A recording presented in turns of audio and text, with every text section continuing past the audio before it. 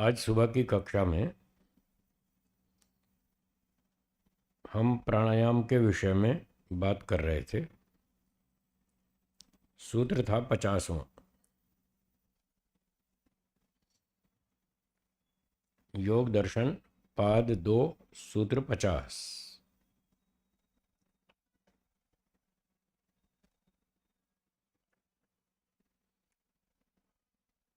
इस सूत्र में 3 प्रकार के प्राणायाम बताए गए।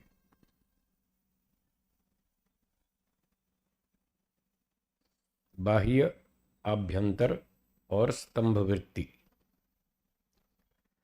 अब सूत्र में आगे शब्द देखिए। देश काल संख्याभिः परिदृष्टो दीर्घ सूक्ष्म। देश काल और संख्या के द्वारा परिदृष्टो परीक्षित किया हुआ। जब देश काल और संख्या से इसका परीक्षण किया जाता है प्राणायाम का, तो ये दीर्घ सूक्ष्म, दीर्घ अर्थात लंबा हो जाता है और सूक्ष्म मतलब हल्का हो जाता है। लंबा और हल्का हो जाता है। ये तो परीक्षण की बात है। संख्या की दृष्टि से तो इस सूत्र में 3 प्राणायाम बताए गए, जिनकी चर्चा सुबह हम विस्तार से कर चुके हैं। फिर भी इन शब्दों को भी थोड़ा समझ लें। इन शब्दों में क्या बात कही गई। देश, काल और संख्या 3 प्रकार से प्राणायाम का परीक्षण किया जाता है। देश का अर्थ होता है स्थान।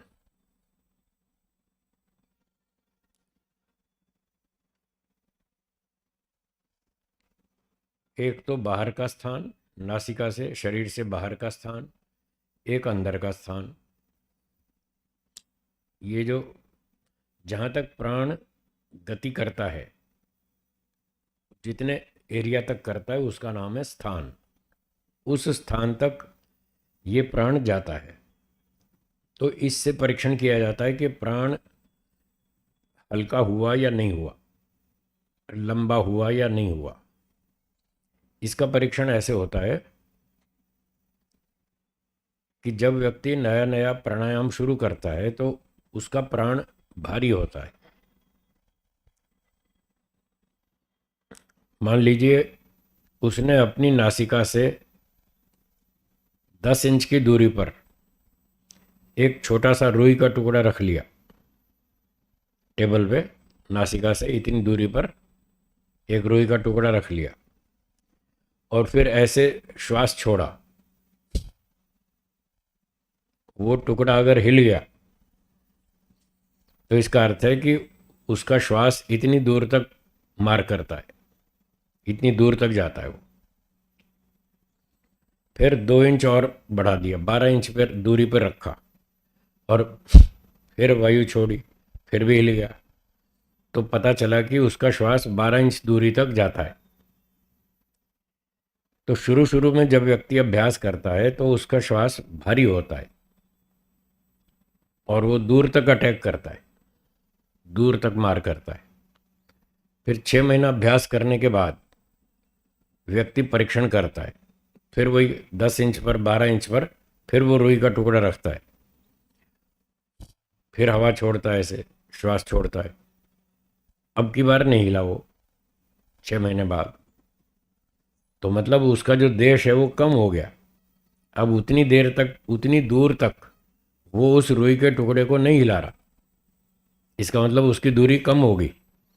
फिर उसने 12 इंच से 10 इंच पे रखा, फिर हिलाया ऐसे श्वास छोड़ के, तब भी नहीं हिला। फिर 2 इंच और कम कर दिया, 8 इंच पे रखा और फिर वायु फेंकी, अब हिला। तो इससे पता लगा कि उसके दूरी जो है, देश की जो दूरी है वो कम हो गई। मतलब उसका श्वास अच्छा हो गया, हल्का हो गया। ये हल्का परीक्षण करने की ये विधि है। अगर वो वायु दूर तक अटैक करती है तो भारी है, यदि कम दूरी तक वो अटैक करती है वायु नासिका से तो वो अच्छा है, वो हल्का है। ऐसे परीक्षण होता है। ये तो हुआ देश के द्वारा परीक्षण करना। फिर है काल। काल का मतलब सेकंड, कितने सेकंड तक आपने प्राण को रोके रखा। 20 सेकंड, 25 सेकंड, 30 सेकंड, कितने सेकंड तक प्राण को रोक के रखा, ये काल से परीक्षण है। तो शुरू शुरू में नया व्यक्ति जब प्राणायाम करता है तो वो 15 सेकंड रोक पाता है। 6 महीने अभ्यास करने के बाद वो 25 सेकंड रोक लेता है। 1 वर्ष तक अभ्यास करने के बाद 30 सेकंड, 35 सेकंड रोक लेता है। तो जैसे जैसे ये काल बढ़ता जाएगा तो वैसे वैसे वो अच्छा माना जाएगा कि कुछ अधिक देर तक रोक पाता है, तो वो पहले की तुलना में अच्छा माना जाएगा। तो इसको दीर्घ कहेंगे, लंबा हो गया। अब देर तक रोक सकते हैं, पहले इतना नहीं रोक पाते थे, तो अब ये देर तक रोक पाते हैं, इसको दीर्घ कहेंगे।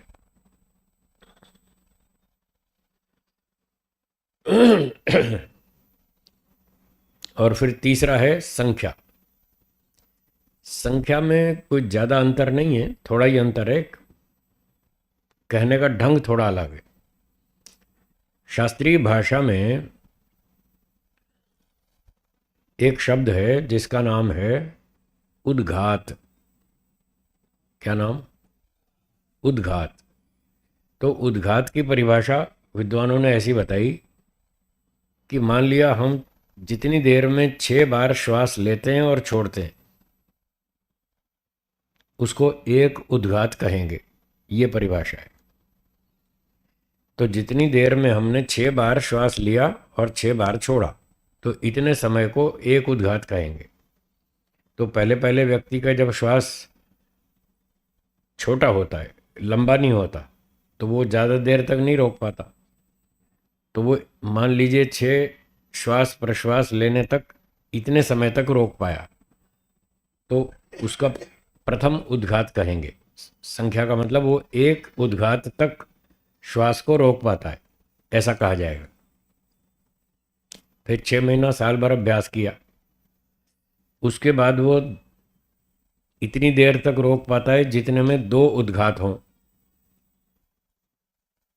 2 मतलब 12 बार।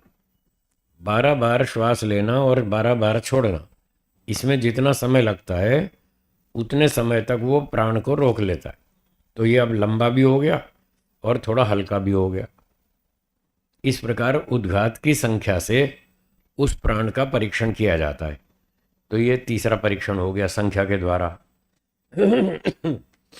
तो जब इस प्रकार से देश काल और संख्या के माध्यम से प्राण का परीक्षण करते हैं तो वह लंबा और हल्का हो जाता है। ये बात इस सूत्र में बताई गई। ठीक है, चलिए, ये तो खैर परीक्षण की बात थी, कभी कभी करते हैं। बाकी मुख्य बात थी 4 प्रकार के प्राणायाम हैं, जिनमें से 3 प्राणायाम इस सूत्र में बताए गए। अब रह गया चौथा। चौथे के लिए अगला सूत्र है। अगला सूत्र देखिए और बोलिए। बाह्याभ्यंतर विषयाक्षेपी चतुर्थ।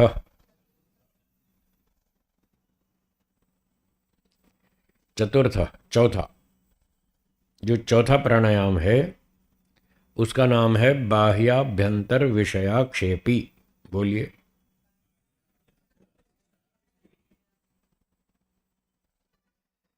पहले प्राणायाम का नाम था बाह्य विषय।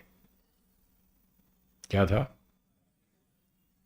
और दूसरा आभ्यंतर विषय। और ये जो चौथा है ये इन दोनों का आक्षेप करता है। आक्षेप का अर्थ है विरोध।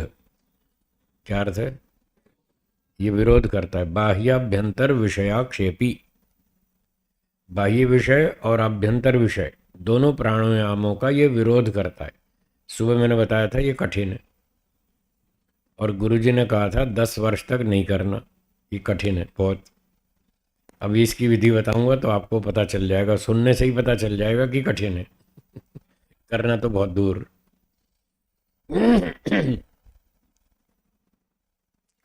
तो इसमें दोनों प्राणायामों का विरोध करना है। पहला प्राणायाम था बाह्य प्राणायाम, बाह्य विषय। उसमें बताया था कि वायु को नासिका से बाहर फेंकना है और उसे बाहर ही रोक देना है यथाशक्ति। जितनी शक्ति है, जितनी क्षमता है, उतनी देर उसे बाहर ही रोक देना है। तो एक व्यक्ति ने वायु को बाहर निकाल दिया नासिका से, फिर उसे रोक दिया, 20 सेकंड रोक लिया मान लीजिए, ठीक है। अब 20 सेकंड रोकने के बाद आगे नहीं रोक पा रहा, तो फिर अब उसने छोड़ दिया, तो वायु अंदर भरेगी। बाह्य प्राणायाम में वायु अंदर जाएगी ना। तो अब ये चौथे प्राणायाम में कह रहे हैं उस समय वायु को अंदर नहीं जाने देना, उसका विरोध करना, उसको और रोको, बाहर ही रोको, बल्कि अंदर जो बचा खुचा है उसको भी और बाहर निकालो। बोलो कठिन है ना। ये बहुत कठिन है। तो अंदर वाले प्राण को बाहर निकाल के बाहर रोकना, और जब घबराहट होने लगे तो अंदर नहीं लेना, उसका विरोध करना, बचा खुचा और बाहर निकालो, फिर रोको, फिर 5-7 सेकंड रोका, फिर अब नहीं रुकता, फिर अंदर आने की इच्छा होती है, एक बार उसको और फेंको। तो ऐसे एक बार 2 बार उसको बाहर निकाल के फेंकना है। इसलिए कह रहा था कठिन है। तो 10 साल तक ये काम नहीं करना। 10 साल में 3 प्राणायाम करके जब अच्छी कैपेसिटी हो जाए, अच्छी क्षमता हो जाए, तब जाके ये काम शुरू करेंगे। तो 1 बार 2 बार अंदर की वायु को बाहर निकाल निकाल के उसको बाहर ही रोकना। अब पूरी क्षमता समाप्त हो गई, अब नहीं रोक पाएंगे बाहर। तो अब क्या करेंगे, आभ्यंतर प्राणायाम करेंगे। तो फिर वायु को अंदर भर लेंगे, इस तरह से अंदर भर लिया, फिर उसको अंदर रोक लेंगे।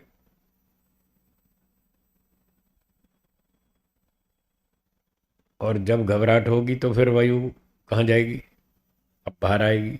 उसको बाहर नहीं आने देना, उसका विरोध करना है। तो बाहर से थोड़ी और भर के उसको और रोकना अंदर। कुछ देर के बाद फिर छूटेगी वायु बाहर, फिर नहीं रोक, छोड़ना नहीं उसको, और थोड़ी खींच के फिर अंदर रोकना, 1 बार 2 बार जितनी क्षमता हो। तो इस तरह से बाह्य विषय का भी विरोध करना और आभ्यंतर विषय का भी विरोध करना, दोनों का विरोध करना, ये है बाह्याभ्यंतर विषयाक्षेपी, ये चौथा प्राणायाम। ये सबसे कठिन है। तो इस प्रकार से 4 प्राणायाम हुए। इन प्राणायामों से, इनकी सहायता से फिर क्या लाभ होता है वो आगे से बता रहे हैं अगले सूत्र में। अब अगला सूत्र देखिए, बोलिए। ततः क्षीयते प्रकाशावरणम, ततः उससे, इस प्राणायाम के अभ्यास से क्या लाभ होता है उसका लाभ बता रहे हैं। क्षीयते, क्षीण होता है, कमजोर होता है, दुर्बल होता जाता है। क्या? प्रकाश का आवरण। प्रकाश, वैदिक शास्त्रों में प्रकाश का अर्थ लाइट तो होता ही है, इसका दूसरा अर्थ होता है ज्ञान। प्रकाश और ज्ञान इस तरह से समानार्थक माने जाते हैं। तो यहां प्रकाश का अर्थ है ज्ञान। आवरण मतलब ढकने वाला, आवरण ढक्कन को कहते हैं। तो प्रकाश का जो आवरण है, ज्ञान को जो ढकने वाला आवरण है, वो है अविद्या, अज्ञान, जो ज्ञान को ढकता है, दबाता है। तो इस सूत्र में कह रहे हैं प्राणायाम करने से जो प्रकाश का आवरण है वो क्षीयते, धीरे धीरे कमजोर होता जाता है, नष्ट होता जाता है, हल्का पड़ता जाता है। इससे अविद्या का नाश होता है प्राणायाम करने से। कैसे होता है? इसका जो सिस्टम है, जो इसकी प्रक्रिया है, वो इस तरह से है। जब हम प्राणायाम करते हैं, मान लो अभ्यंतर प्राणायाम किया, एक उदाहरण, हमने अभ्यंतर प्राणायाम किया, तो बाहर से जो शुद्ध वायु अंदर छाती में भर ली और उसे अंदर ही रोक लिया, तो वो जो कौन सी वायु भरी? ऑक्सीजन। तो ऑक्सीजन जब हमने अंदर भर ली और उसको रोक लिया, तो सामान्य व्यवहार में दिन भर जो हम सांस लेते रहते हैं, तो वो वायु फेफड़ों में कोई बहुत गहरा नहीं जाती, थोड़ी दूर तक जाती है फिर बाहर आ जाती, फिर थोड़ी दूर तक जाती है फिर बाहर आ जाती है। लेकिन जब प्राणायाम करते हैं तो उसको अंदर रोक लेते हैं, तो वो और गहरे गहरे स्थानों पर जाती है ऑक्सीजन। प्राणायाम को रोक लेने से, वायु को रोक लेने से और फेफड़ों में गहरे स्थानों तक जाती है और वहाँ से कचरा निकाल के बाहर लाती है। जो रक्त का कचरा है वो फेफड़े शुद्ध करते हैं। उस कचरे को वो ऑक्सीजन बाहर जब आती है तो कार्बन डाइऑक्साइड में कन्वर्ट हो जाती है और वो उसको बाहर फेंकती है कचरे को। इसीलिए तो हम अंदर वायु को ज़्यादा रोक नहीं पाते कि वो अंदर जाके अशुद्ध हो जाती है और वो उससे हमारा दम घुटता है। इसलिए हम उसको तत्काल बाहर निकालते हैं और बाहर से फिर ऑक्सीजन लेते हैं, शुद्ध वायु लेते हैं। तो प्राणायाम करने से हमारे रक्त की शुद्धि अधिक होती है, अधिक मात्रा में होती है। फिर वो जो शुद्ध रक्त है उसको हृदय, हार्ट, वो पंप करता है और पूरे शरीर में पहुंचा देता है और वो पूरे शरीर में जाता है, मस्तिष्क में भी जाता है। तो परिणाम ये होता है कि मस्तिष्क को पहले की तुलना में अधिक शुद्ध रक्त मिलता है। प्राणायाम करने से ज़्यादा प्योर शुद्ध मिलता है रक्त, ब्लड। जब मस्तिष्क को अधिक अच्छा शुद्ध रक्त मिलता है तो मस्तिष्क की कार्यक्षमता अच्छी हो जाती है, दिमाग अच्छा काम करता है। जब बुद्धि अच्छा काम करती है तो अविद्या का नाश करती है। इस तरह से अविद्या का नाश होता है, बुद्धि की आउटपुट बढ़िया हो जाती है और वो अविद्या को हटाती जाती है, अच्छे अच्छे निर्णय लेती है। ये प्रक्रिया है। इसलिए महर्षि पतंजलि जी ने कहा कि प्राणायाम करने से ये लाभ होता है। महर्षि दयानंद जी ने सत्यार्थ प्रकाश में ये बात कही, प्राणायाम करने से, प्राणायाम के अभ्यास से बुद्धि सूक्ष्म हो जाती है। ये महर्षि दयानंद जी ने भी लिखा है, दूसरे समोल्लास में मिल जाएगा आपको। तो बुद्धि सूक्ष्म हो जाती है, अच्छा काम करती है, तो जिससे व्यक्ति सूक्ष्म विषय को भी, कठिन विषय को भी जल्दी सीख लेता है और जल्दी समझ लेता है और जल्दी याद कर लेता है। ये लाभ होता है। इसलिए प्राणायाम करना चाहिए। ठीक है, ये एक सूत्र में इसका लाभ बताया और अगले सूत्र में और दूसरा लाभ भी बताया, वो भी देखिए। बोलिए। धारणा सूच योग्यता मनसह च, च माने और, प्राणायाम के अभ्यास से और ये लाभ भी होता है। मनसह, मन की योग्यता, क्षमता, धारणासु, धारणा में बढ़ जाती है। धारणा में मन की योग्यता बढ़ जाती है। धारणा का अर्थ है मन को शरीर में किसी एक स्थान पर स्थिर कर देना। शरीर में मस्तक, नासिका, कंठ, नाभि, हृदय, कहीं पर भी अपने मन को एक जगह पर टिका देना, मन को स्थिर करना, यह है धारणा। आगे आएगा धारणा, देशबंधस चित्तस्य धारणा। तो मन को टिकाने में ये मन की क्षमता बढ़ जाती है प्राणायाम करने से, अर्थात मन एकाग्र होता है। ये लाभ है। इसीलिए वो सुबह बताया था कि जब निशाना लगाते हैं तो प्राण को रोक लेते हैं, उससे कंसंट्रेशन बढ़ती है, मन एकाग्र होता है। ये लाभ है। आ गया सूत्र में। वहाँ बाहर निशाना लगाते हैं, यहाँ अंदर लगाते हैं। वहाँ कोई वृक्ष आदि, कोई स्थान बना लेते हैं जिस पे निशाना लगाना हो, और यहाँ ईश्वर हमारा वो स्थान है जिस पर हमको निशाना लगाना है। यहाँ लक्ष्य, टारगेट है ब्रह्म, ईश्वर। ईश्वर में अपने मन को टिकाना है, मन को, आत्मा को ईश्वर में लगाना है, वहाँ बाहर वृक्ष आदि में लगाना है। तो इस प्रकार से ये धारणा की योग्यता क्षमता भी मन की बढ़ जाती है। ये भी प्राणायाम का एक लाभ है। ठीक है, कोई शंका?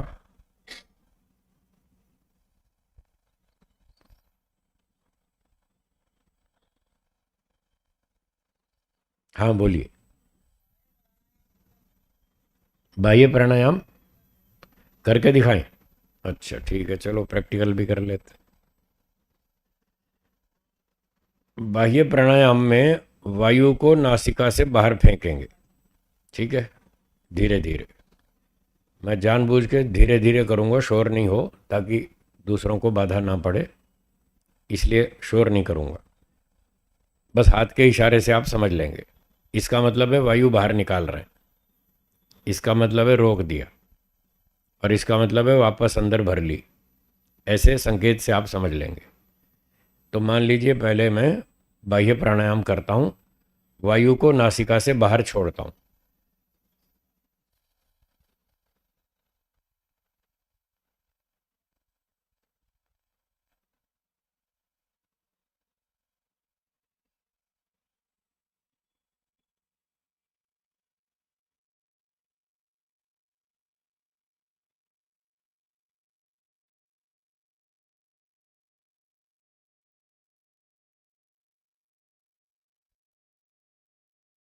इस तरह से पहले बाहर निकालना, फिर उसको बाहर रोक देना, और फिर अंदर भर लेना। ये 3 क्रियाएं करके बाह्य प्राणायाम पूरा हुआ। इस क्रिया में चाहे हम वायु को बाहर निकाल रहे हैं, चाहे रोक रहे हैं, चाहे अंदर भर रहे हैं, जो भी कर रहे हैं, मन में मंत्र पाठ चलता रहेगा। मन को खाली नहीं छोड़ना। थोड़ा आपका भी प्रैक्टिकल करा दें, करेंगे? हाँ, तो बस कमर सीधी कर लीजिए, बैठे रहिए अपने स्थान पर, कमर सीधी, गर्दन सीधी, आंखें बंद।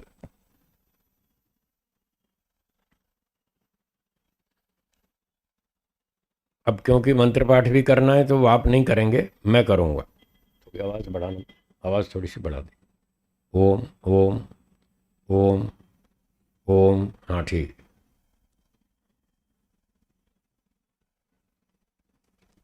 अंदर की वायु को धीरे धीरे नासिका से बाहर छोड़ दीजिए, निकाल दीजिए। अब उसे बाहर ही रोक दीजिए। मन में मंत्र पाठ चलता रहेगा, मैं आपकी सहायता के लिए बोलता हूं, आप सुनते रहिए। ओम न्यायकारी।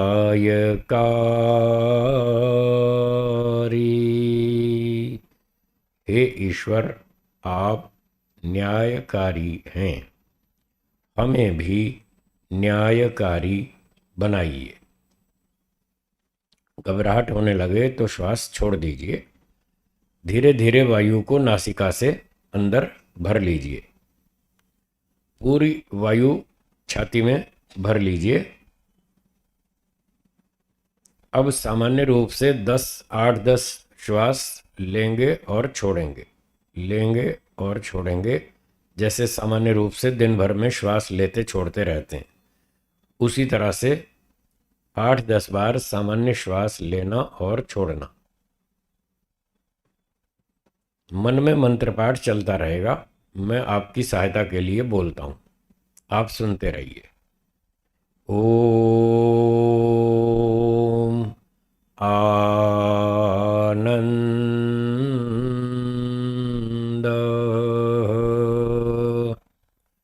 हे ईश्वर, आप आनंद स्वरूप हैं, हमें भी आनंद दीजिए। अब आपकी स्थिति सामान्य हो गई होगी। दूसरी बार फिर से दोहराएंगे बाह्य प्राणायाम। फिर से अंदर की वायु को नासिका से धीरे धीरे बाहर निकाल दीजिए।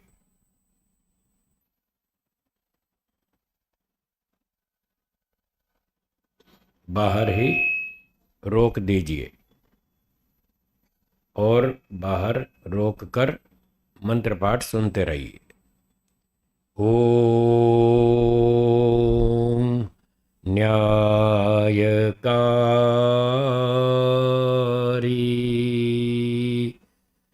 हे ईश्वर, आप न्यायकारी हैं, हमें भी न्यायकारी बनाइए। आप कभी किसी पर अन्याय नहीं करते, हम भी कभी किसी पर अन्याय नहीं करेंगे। घबराहट होने लगे तो श्वास छोड़ दीजिए। धीरे धीरे वायु नासिका से शरीर में भर लीजिए। पूरी वायु भरने के बाद 8-10 बार सामान्य श्वास लेंगे और छोड़ेंगे। मंत्र पाठ सुनते रहेंगे। ओम न्यायकारी।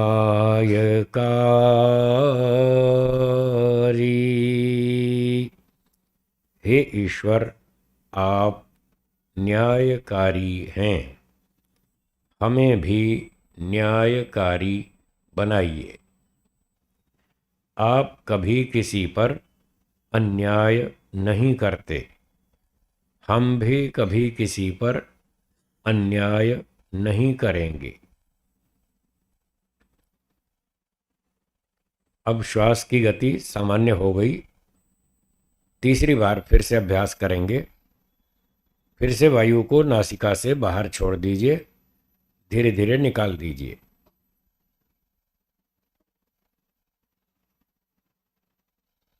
उसे बाहर ही रोक दीजिए। मंत्र पाठ सुनते रहिए। ईश्वर में अपना मन लगाने का प्रयास कीजिए। ओम आनंद।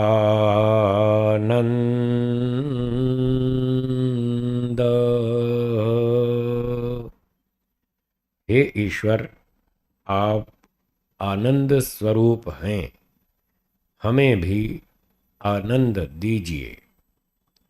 आप कभी भी दुखी नहीं होते, हम भी कभी भी दुखी न हो।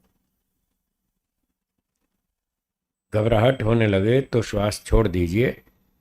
धीरे धीरे वायु को नासिका से अंदर भर लीजिए। 3 बार प्राणायाम पूरा हो गया। अब आगे सामान्य रूप से श्वास लेते रहेंगे और छोड़ते रहेंगे।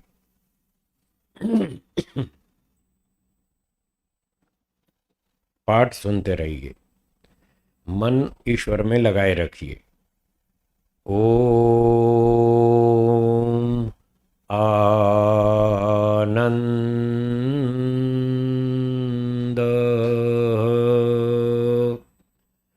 हे ईश्वर, आप आनंद स्वरूप हैं, हमें भी आनंद दीजिए। आप कभी भी दुखी नहीं होते, हम भी कभी भी दुखी न हों। इस प्रकार से प्राणायाम का अभ्यास करना चाहिए। दोनों हाथों को थोड़ा आपस में रगड़िए। 4-5 बार हथेलियों को आंखों पर घुमाइए। थोड़ा पलकों को सहलाइए। हथेलियों से कप्स बनाकर आंखों को ढक लीजिए। हथेलियों के अंदर ही धीरे धीरे आंखें खोलेंगे और धीरे धीरे पलकें झपकते हुए हथेलियां हटाएंगे, ताकि तेज प्रकाश आंखों में चुभे नहीं। इसका इतना ही उद्देश्य है।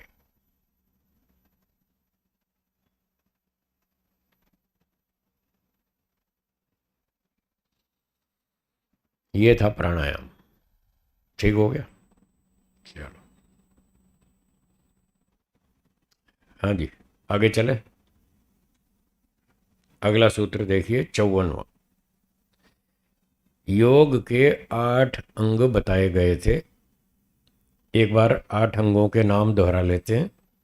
यम, नियम, आसन, प्राणायाम, प्रत्याहार, धारणा, ध्यान, समाधि। ये 8 अंग हैं।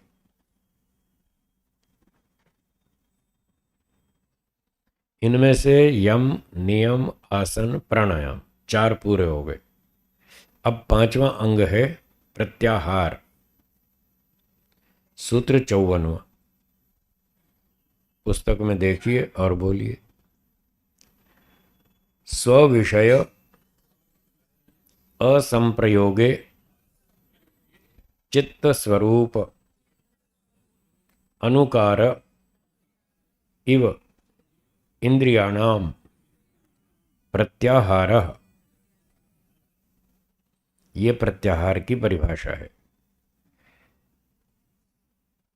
सूत्र में कहा है इंद्रियाणाम, इंद्रियों का, स्व विषय, अपना अपना विषय।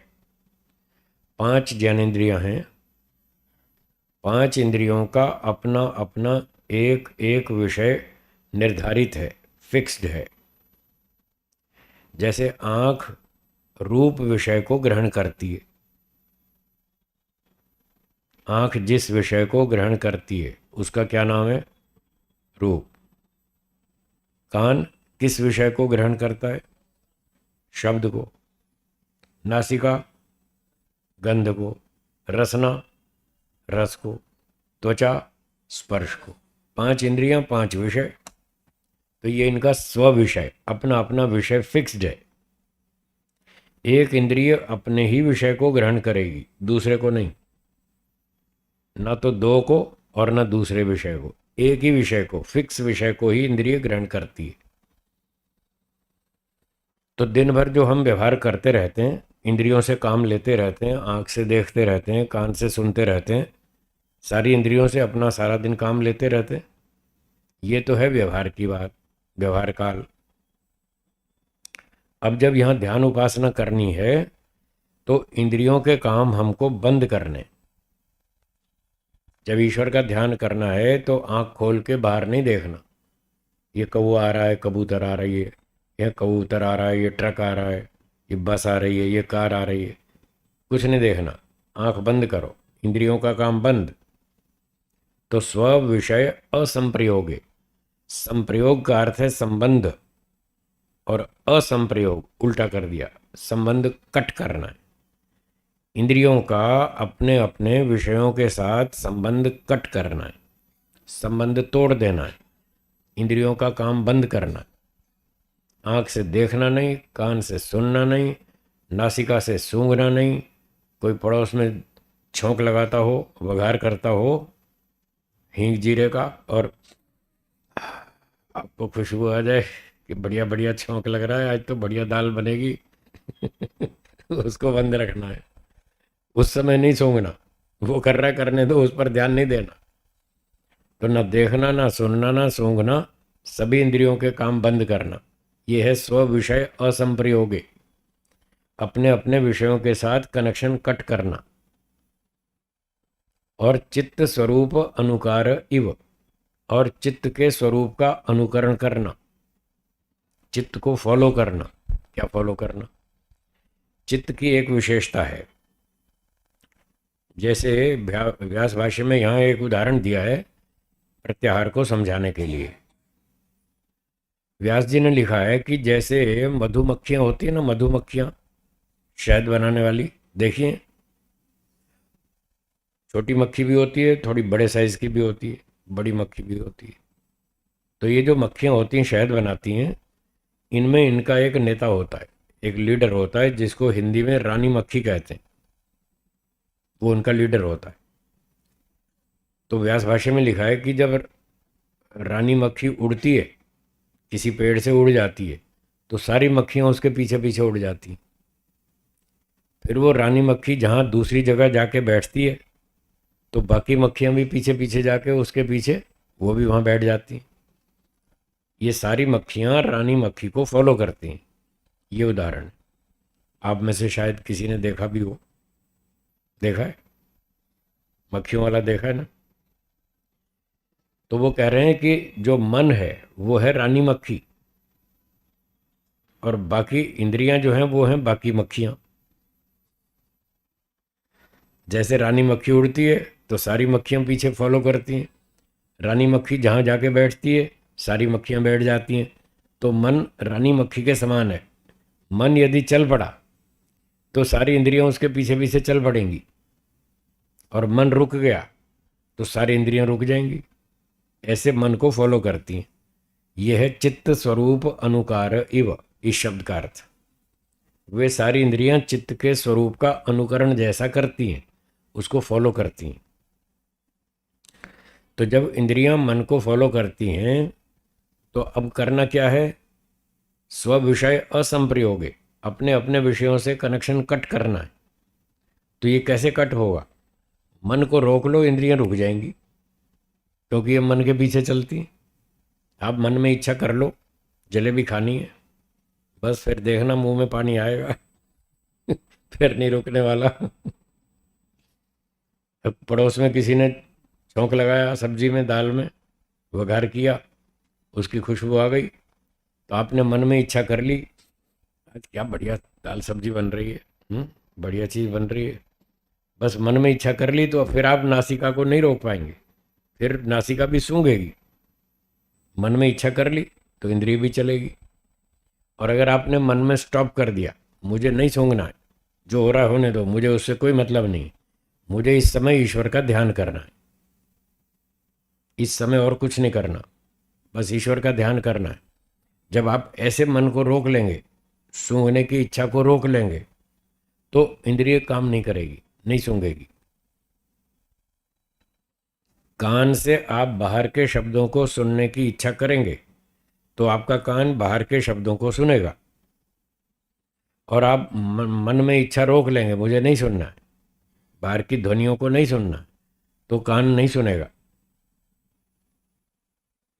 ये अभ्यास करने से होगा। जैसे मैंने सुबह उदाहरण दिया था घड़ी वाले का, घड़ी साज जो घड़ी ठीक करता रहता है, वो बैंड बाजे बजते रहते हैं, शोर शराबा होता रहता है, उसको कुछ पता ही नहीं, क्योंकि उसने इच्छा ही नहीं की सुनने की क्या हो रहा है, कौन मोटर गाड़ी आई, किसने हॉर्न बजाया, क्या किया, उसको वो सुनने की इच्छा ही नहीं करता, तो कान भी उस तरफ नहीं जाता। इसको प्रत्याहार कहते हैं।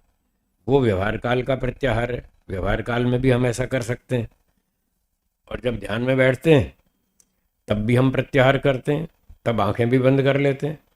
वहाँ घड़ी वाला एक चीज़ में अपने मन को टिका के बैठा है, घड़ी में, तो बाहर के विषय उसको परेशान नहीं करते, बाहर के विषयों को वो नहीं ग्रहण करता, छोड़ देता है, और अपना पूरा ध्यान उसी में लगाता है।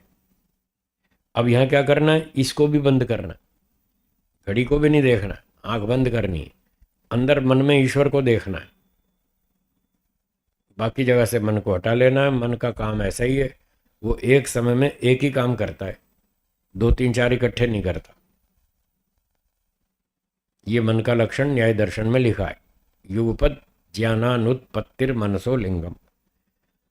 मन एक ऐसा पुर्जा है, अंतःकरण है, जो एक समय में एक ही ज्ञान उत्पन्न करता है, 2 3 4 नहीं करता।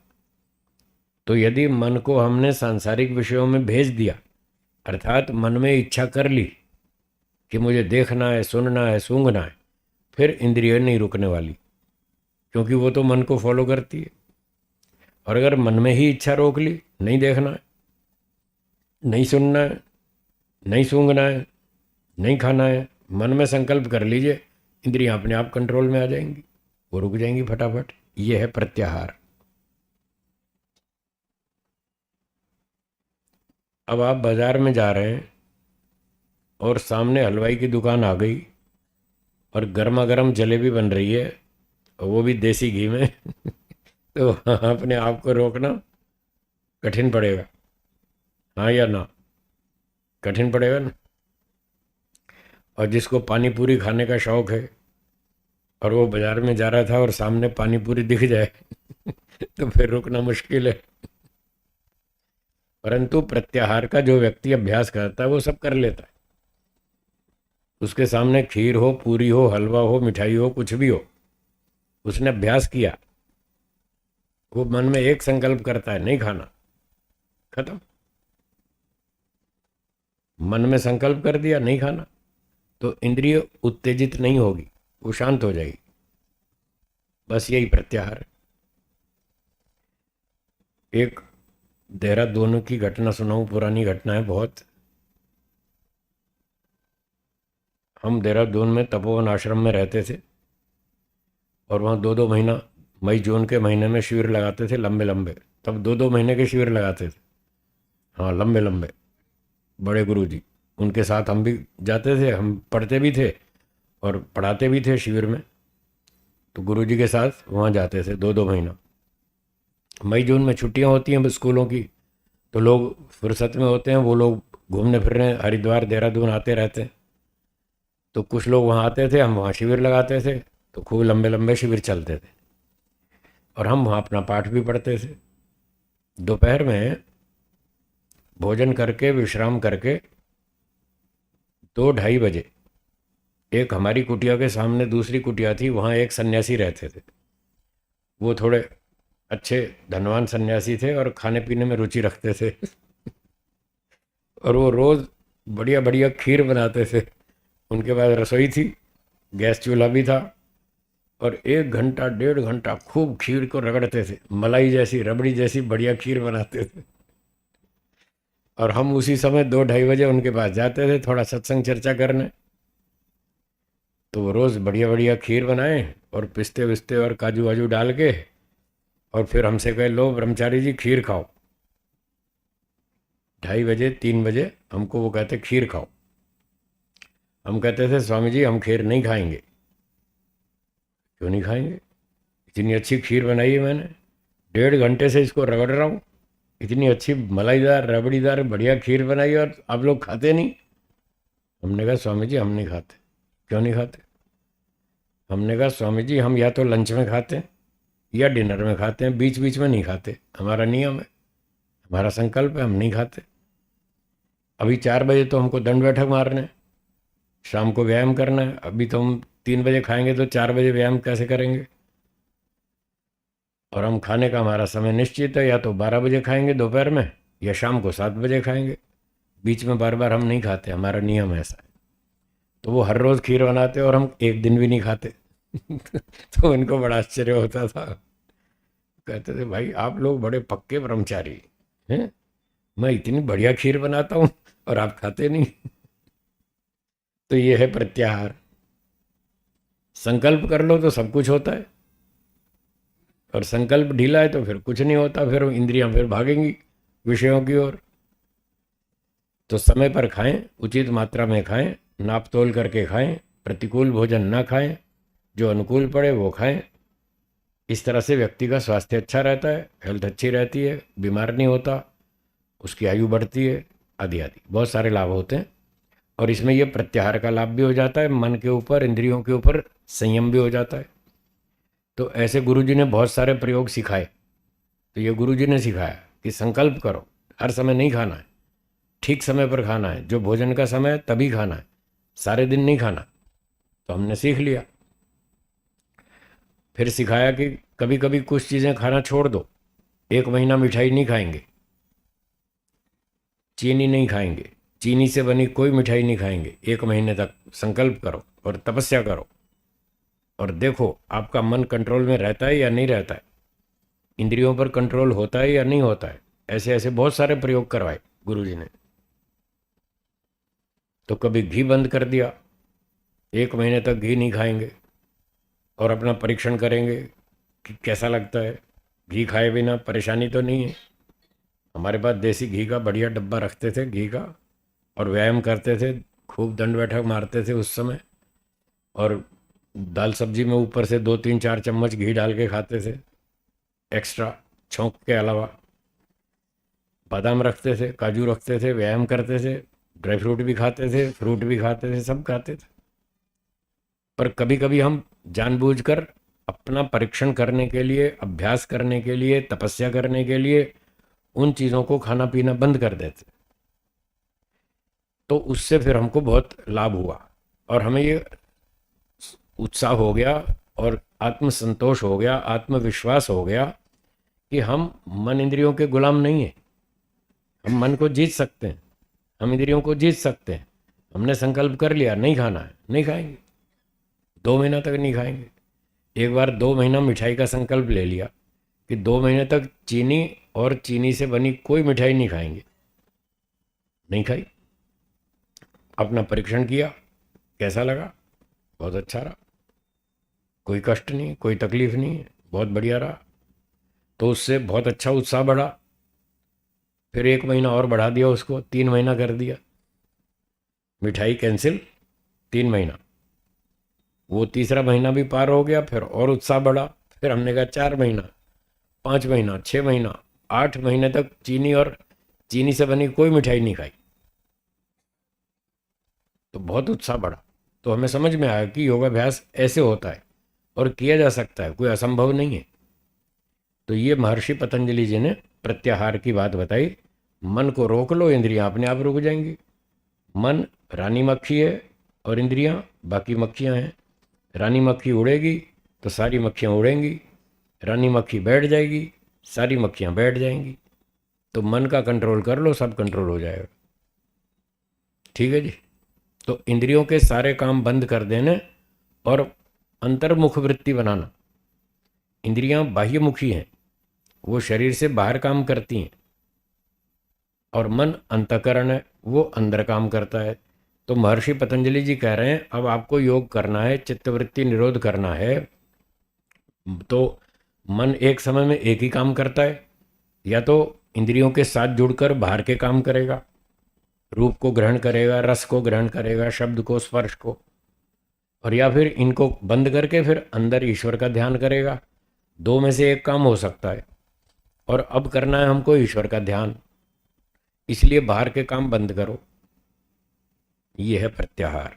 इसलिए इसकी ज़रूरत पड़ती है कि बाहर के काम बंद करोगे तभी ईश्वर का ध्यान कर पाएंगे, नहीं तो नहीं कर पाएंगे। ठीक है, हो गया, स्पष्ट हो गया। ये था 5वां अंग प्रत्याहार। अब इसका फल बताया अगले सूत्र में। 55वां सूत्र है इस दूसरे पाद का। इसमें प्रत्याहार का फल बताते हैं। सूत्र देखिए और बोलिए। ततः परमा वश्यता इंद्रियाणाम, ततः उससे, प्रत्याहार का पालन करने से, प्रत्याहार का आचरण अभ्यास करने से ये लाभ होता है। इंद्रियाणाम, इंद्रियों पर, परमा वश्यता, परम माने ऊंचे स्तर की, परम पुल्लिंग में है, परमा स्त्रीलिंग में। ये विशेषण है वश्यता इस शब्द का। वश्यता शब्द स्त्रीलिंग में है, इसलिए परमा भी स्त्रीलिंग का है। तो परमावश्यता, परम उत्कृष्ट नियंत्रण, वश्यता नियंत्रण, कंट्रोल। तो इंद्रियों पर बहुत अच्छा कंट्रोल हो जाता है। आदमी जो चाहेगा अपनी इच्छा अनुसार वो काम करेगा, जो नहीं चाहेगा तो नहीं करेगा। जैसे अभी बताया, आप जलेबी वाली दुकान पर पहुंच गए, अगर आप इच्छा करेंगे तो खाएंगे, नहीं करेंगे तो नहीं खाएंगे। आपको अंदर से कोई दबाव नहीं होगा, कोई ऐसा आकर्षण नहीं होगा जैसे कोई मन को घसीट के ले जा रहा है। नहीं नहीं, जलेबी तो खानी पड़ेगी, खानी पड़ेगी। लोग कहते हैं खानी पड़ेगी, अब आ गई जलेबी सामने, अब तो खानी पड़ेगी। क्यों पड़ेगी भाई? कोई डंडा मार रहा है तुमको? क्यों खानी पड़ेगी?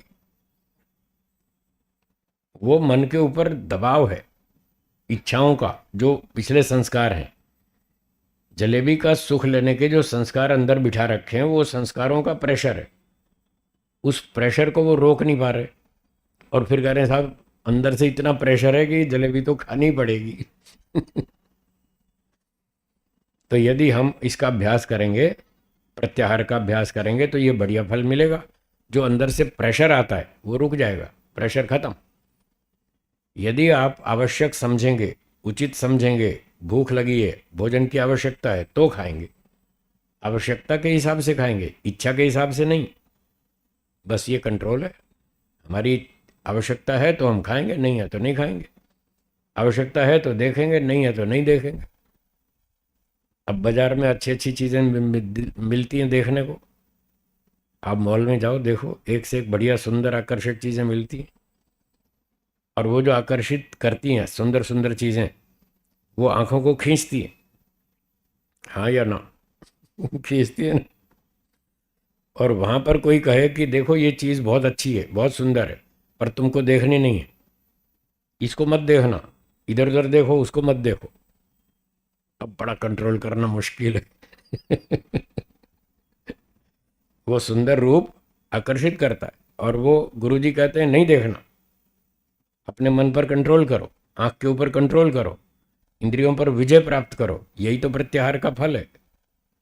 तो जिसने अभ्यास किया है वो कहता ठीक है गुरुजी, नहीं देखूंगा। वो उस चीज को मना कर दिया, इसको मत देखना, वो कहता नहीं देखूंगा। वो अपनी नजर उधर नहीं घुमाएगा, इधर ही रखेगा। ऐसे कंट्रोल हो जाता है। ये चीज नहीं खाना, ठीक है नहीं खाएंगे। ये काम नहीं करना, ठीक है गुरुजी नहीं करेंगे। तो ये इसका लाभ है। मन के ऊपर, इंद्रियों के ऊपर बड़ा अच्छा कंट्रोल हो जाता है। और एक वो कहावत आपने सुनी है, मन के हारे हार है। जिसने मन को जीत लिया उसने सारी दुनिया जीत ली। वो कहीं मार नहीं खाएगा, दुनिया में कहीं भी असफल नहीं होगा, कहीं भी फेल नहीं होगा। जिसने अपने मन को जीत लिया, सबसे बड़ा हमारा मित्र भी यही है और सबसे बड़ा हमारा शत्रु भी यही है, मन। मन एव मनुष्याणाम कारणम बंध मोक्षयो, ये भी एक वाक्य प्रसिद्ध है कि मन जो है वो हमारे बंधन का भी कारण है और मोक्ष का भी कारण है। ये मन इतना बढ़िया हमारा सेवक भी है, मित्र भी है और हमारा दुश्मन भी है, हमें घसीट के ले जाता है। ये मोटी भाषा है, कभी आप मन को दोषी मत मान लेना। हाँ। ये तो लोक भाषा में बता रहा हूँ, व्यवहार वक्त भाषा में। वास्तव में मन का कोई दोष नहीं है, दोष सारा आत्मा का है। मन तो जड़ है। हाँ बोलिए।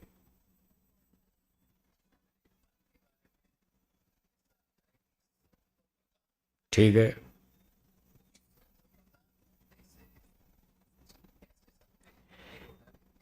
हाँ, इनका प्रश्न है कि बताते हैं मन जो है वो सत्व प्रधान है, और फिर भी मन से बहुत सारे घोटाले होते हैं। फिर क्यों होते हैं घोटाले जब सत्व प्रधान है तो? ठीक है ना। इसका उत्तर ये है, जब ईश्वर ने मन बनाया, मैन्युफैक्चरिंग की, तो जैसे माताएं हलवा बनाती हैं तो सूजी, घी, घी में सूजी को सेकते हैं, पहले अच्छी तरह सेक लेते हैं, फिर पानी डालते हैं, फिर चीनी डालते हैं, फिर इलायची, केसर और भी चीज़ें डालते हैं।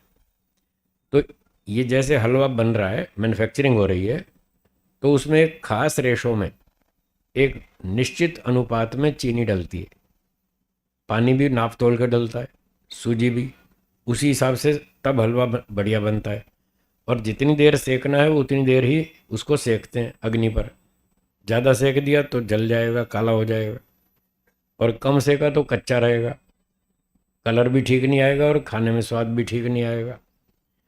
तो बढ़िया हलवा कैसे बनता है उसकी एक विधि होती है, कितनी वस्तु कितनी मात्रा में डालनी और कितनी देर तक उसको सेकना अग्नि पर, तब बढ़िया हलवा बनता है।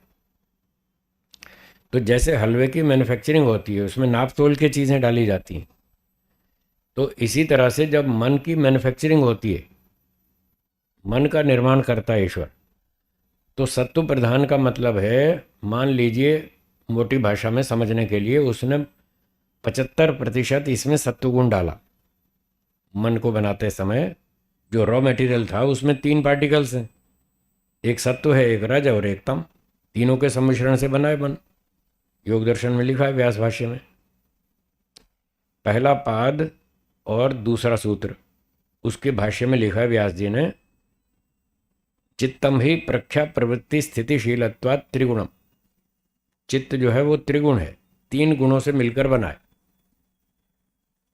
तो इसकी मैन्युफैक्चरिंग में तीनों गुण हैं, सत्व रज और तम। और सांख्य दर्शन में लिखा है सात्विकम एकादशकम प्रवर्तते। ये जो 11वां मन है ये सत्व प्रधान है। तो ईश्वर ने मन की रचना में 75% तो मटेरियल डाला सत्वगुण, 15% डाल दिया रजोगुण और 10% डाला तमोगुण। तीनों का सम्मिश्रण करके एक मन आइटम बना दी, मन नाम की। तो ये मतलब था कि सत्व प्रधान है चित्त। फिर इससे घोटाले क्यों होते हैं जब इसमें 75% सत्वगुण है? तो फिर इसमें घोटाले क्यों होते हैं? अच्छा है सत्वगुण तो अच्छा है, तो इससे अच्छे काम ज़्यादा होने चाहिए, अच्छाई अधिक होनी चाहिए, बुराई कम होनी चाहिए। तो जब अनेक आलंबनों के कारण, आलंबन मतलब जो जो वस्तुएं हमारे सामने आती हैं, हमारे मन और इंद्रियों के सामने जो वस्तुएं उपस्थित होती हैं, जिनके संपर्क से हमारे अंदर संस्कार जागते हैं, उन वस्तुओं को बोलते हैं आलंबन। क्या बोलेंगे? तो जलेबी एक आलंबन है। जब बाजार में जाते हैं तो गरम गरम जलेबी बन रही है देसी घी की, वो आलंबन है। वो आलंबन हमारी आंख के सामने आ गया, वो हमारे संस्कार जगा दिए उसने, जलेबी ने, और वो इच्छा पैदा हो गई उस संस्कार के जागने से कि जलेबी खाओ। जलेबी अच्छी है, स्वादिष्ट है, बढ़िया है, सुखदायक है, पहले भी कई बार खाई है, आज सामने आई है तो आज भी खाओ, इसका सुख लो। तो इस तरह से वो विचार उठते हैं, संस्कार उठते हैं हमारे, और हमारी इच्छाएं बनती जाती हैं, फिर हम वैसे वैसे काम करते जाते हैं। तो जब मन में, आत्मा में, बात तो मैंने बताई थी ना, सारा दोष गुण आत्मा का है, मन तो केवल साधन है। जैसे आप चाकू से कुछ सब्जी काट रहे हैं, तो आप ध्यान से काटेंगे तो सब्जी कटेगी। क्यों जी? ध्यान से काटेंगे तो सब्जी कटेगी, और लापरवाही करेंगे तो फिर उंगली कटेगी। और जब आपने लापरवाही की और उंगली कट गई, तब दोष चाकू का है या आपका है? आपका है ना। और फिर कहते हैं चाकू बड़ा खराब, मेरी उंगली काट दी। गाली देंगे चाकू को, गलती हमारी है, दोष लगाएंगे चाकू पर। तो जैसे यहां चाकू पे दोष लगा रहे हैं, ऐसे ही व्यक्ति मन पर दोष लगाता है, जबकि दोष है आत्मा का। आत्मा के अंदर ढेर सारी अविद्या है, राग है, द्वेष है, क्रोध है, लोभ है, ईर्ष्या है, अभिमान है, ये सारे दोष भरे पड़े हैं अंदर। अब ये सारे दोष जब व्यवहार में आते हैं तो मन एक उसका साधन है, मन के माध्यम से ये सारे दोष व्यवहार में आते हैं। और आत्मा में बहुत सारे गुण भी हैं, सेवा है, दया है, परोपकार है, नम्रता है, सभ्यता है, हैं? ये सारे गुण भी हैं आत्मा में, अच्छे भी हैं, खराब भी हैं, सब सब चीज़ें हैं।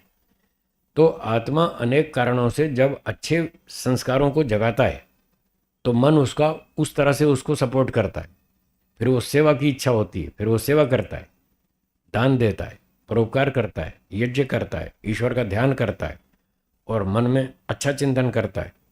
जब आत्मा इस तरह से अच्छे विचारों को उठाता है, जब अच्छे विचारों को उठाता है, तो मन में जो 75% सत्वगुण है वो एक्टिव हो जाता है। आत्मा अच्छे विचार संस्कारों को जगाएगा तो चित्त का जो 75% सत्वगुण है वो एक्टिव हो जाएगा, और रजोगुण तमोगुण वो दबा रहेगा।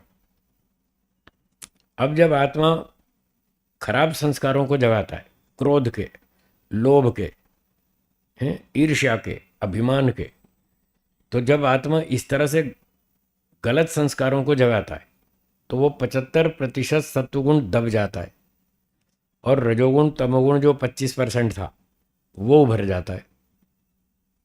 जब वो उभर जाता है तो उसके उभारने का दोषी कौन? आत्मा। तो सारा दोष तो आत्मा का है। तो आत्मा गड़बड़ करता है, तब उसकी गड़बड़ से रजोगुण तमोगुण उभरता है, और फिर घोटाले शुरू होते हैं। इसलिए होते हैं घोटाले। आया उत्तर समझ में? ये सारा कलाकारी आत्मा की है। मन को दोष मत दीजिए, बुद्धि को दोष मत दीजिए, इंद्रियों को दोष मत दीजिए, इनका कोई दोष नहीं है, सारा दोष आत्मा का है। आप कार चलाते हैं, अच्छी बढ़िया गाड़ी चलाते हैं, सावधानी से चलाते हैं, फर्स्ट क्लास यात्रा होती है, और फिर आप बात करते हैं इधर से उधर से, देखते रहते हैं, लापरवाही करते हैं, फिर ठोक देते हैं, एक्सीडेंट ठोक दें, तब बताइए कार को गाली देते हैं, ये कार बहुत ख़राब है, कभी इधर ठुक जाती है, कभी उधर ठुक जाती है, ये कार बहुत ख़राब है। कार खराब है या आप खराब है? बोलिए कौन खराब है? कार खराब है या ड्राइवर खराब है? ड्राइवर खराब है। कार का कोई दोष नहीं है, चाकू का कोई दोष नहीं है, मन का कोई दोष नहीं है। चाकू भी जड़ है, मन भी जड़ है, इंद्रियां भी जड़ है, शरीर भी जड़ है, कार भी जड़ है, ये सारी जड़ चीज़ें, इनका कोई दोष नहीं है। सारा दोष इसके ऑपरेटर का है, आत्मा का है। और वो बेईमान इतना है, अपना दोष कभी मन पे डाल देगा, कभी बुद्धि पे डाल देगा, कभी इंद्रियों पे डाल देगा, कभी कहीं डाल देगा, खुद को बचा लेगा। ये बेईमानी है। सुनिए, जब व्यक्ति उल्टा डिसीजन लेता है, गलत निर्णय लेता है, फिर गलती करता है, फिर उसके घर के लोग या उसके अड़ोसी पड़ोसी कहते हैं तुमने ऐसा क्यों किया? कहता है साहब क्या करूं, मेरी बुद्धि खराब हो गई थी। क्या बोलता है? मेरी बुद्धि खराब हो गई थी, मैंने ऐसा कर दिया। बुद्धि पे दोष डाला, अपने वो दोष स्वीकार नहीं किया। फिर डॉक्टर साहब ने मना कर दिया तुम्हें डायबिटीज हो गई है, अब मिठाई बंद करो, मीठा नहीं खाना। फिर भी व्यक्ति खा लेता है, छुप के खा लेता है, पत्नी से छुप के खा लेता है, इधर उधर से चोरी चोरी खा लेता है, फिर बीमार होता है। फिर डॉक्टर साहब पूछते हैं तुमने मिठाई क्यों खाई? क्या करें साहब, ये मन नहीं मानता। किस पे दोष डाल दिया? अब मन पे डाल दिया है। मिठाई पे, मिठाई को कंट्रोल नहीं कर पाया अपने आप को, तो मन पे दोष डाल दिया। ये मन नहीं मानता है। कभी कहता मेरी बुद्धि खराब हो गई थी, और फिर उसको बीपी बढ़ गया, तो डॉक्टर साहब ने कहा नमक कम खाना, ज़्यादा नहीं खाना, ये बीपी को बढ़ाता है। पर वो तो उसको आदत पड़ी है चाट पकौड़ी की। वो बाजार बाजार में पहुंच जाता है, फिर वो चाट पकौड़ी की दुकान आती है, कहता है हाँ भाई 1 प्लेट ज़रा चटपटी चाट बनाओ। फिर उसका बीपी बढ़ जाता है। फिर डॉक्टर साहब पूछते हैं तुमने क्या खाया था, तुम्हारा बीपी इतना बढ़ा हुआ है? साहब चाट पकौड़ी खाई थी। क्यों खाई थी? तुम्हें मना किया था ना। क्या करूं साहब, ये जबान बहुत चटोरी है, ये मानती नहीं है। अब जबान को दोष दे रहा है, इंद्रियों को। ये सब बेईमान है, ये सब जीवात्मा बेईमान है। अपना दोष कभी इंद्रियों पे डालता है, जबान बहुत चटोरी है। कभी कहता है मेरा मन नहीं मानता, मैं क्या करूं? कभी कहता मेरी बुद्धि खराब हो गई थी, मैं क्या करूं? अपना दोष बचा लेता है और मन बुद्धि इंद्रियों को बदनाम करता है। तो ये सारी गड़बड़ इसीलिए होती है, उसमें रजोगुण तमोगुण उभरता है, और अविद्या के कारण ये सारी गड़बड़ करता है। और जब आत्मा शुद्ध होकर अपने अच्छे संस्कार विचारों को जगाता है, तो मन में उसका सत्वगुण उभरता है, बुद्धि में भी सत्वगुण उभरता है, फिर ठीक पटरी पे चलता है। फिर वो सही सही बोलता है कि साहब मेरी गलती है, मैं मन को कंट्रोल नहीं कर पाता हूँ, मैं बुद्धि से ठीक निर्णय नहीं लेता हूँ, गड़बड़ सारी मेरी है, और मैं इसको ठीक करके छोड़ूंगा। मैं ये सारी गड़बड़ ठीक करूंगा, मन इंद्रियों का कोई दोष नहीं है, सारा दोष मेरा है, मैं इसको सुधारूंगा। बस वो व्यक्ति उन्नति करता है। कैलाश जी बोलिए। हम्म। हम्म। हाँ बहुत अच्छा, आपने सही सवाल किया। दिल है कि मानता नहीं, एक गीत है, ये फिल्मी गीत है, दिल है कि मानता नहीं। अब बताओ दिल पे दोष लगा रहे हैं। दिल जड़ है या चेतन? जड़ है ना। आपकी कार जड़ है या चेतन? और कोई एक दिन ऐसा भी गीत बनाओ, कार है कि मानती नहीं। मेरी कार मानती नहीं, ऐसा गीत गाओ तो देखो पागल खाने छोड़ आएंगे। है ना। कार, मेरी कार नहीं मानती, मेरी बाइक नहीं मानती। कोई ऐसे बोलने लगे तो लोग क्या सोचेंगे, इसका दिमाग खराब है। कार कैसे नहीं मानती, बाइक कैसे नहीं मानती? कार तो जड़ है, बाइक भी जड़ है, वो कैसे नहीं मानती? तो जैसे कार जड़ है वो मानती है, आपकी बात सारी मानती है। ये देखो बैठे हैं सारे कार चलाने वाले, सब बढ़िया चलाते हैं, एक से एक बढ़िया कार चलाते हैं। कार इनकी 100 में से 100 बात मानती है, कहीं भी एक्सीडेंट नहीं ठोकते ये लोग, बढ़िया कार चलाते हैं। जब कार आपकी बात मानती है वो जड़ है, बाइक आपकी बात मानती है वो जड़ है, स्कूटर आपकी बात मानता है वो जड़ है, तो मन भी तो जड़ है, वो क्यों नहीं मानता? और फिर गीत बनाए जा रहे हैं दिल है कि मानता नहीं। जो लोग ये गीत बना रहे हैं, गड़बड़ है। उनके दिमाग में गड़बड़ है। हैं? क्या कहते हैं, मेरा मन। हाँ हाँ, वो दिल और मन एक ही बात, एक ही बात। हाँ जी बोलो।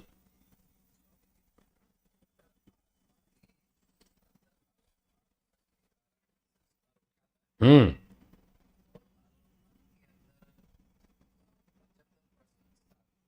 सतुगुण है।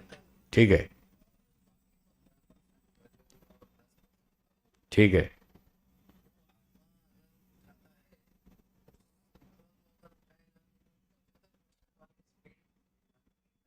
हाँ ला देगा, हाई स्पीड हो जाएगी मन की। और वो अच्छे काम करेगा, अच्छा विचार करेगा, अच्छी बात सोचेगा। हम्म। ठीक है। ठीक है। ठीक है। हम्म।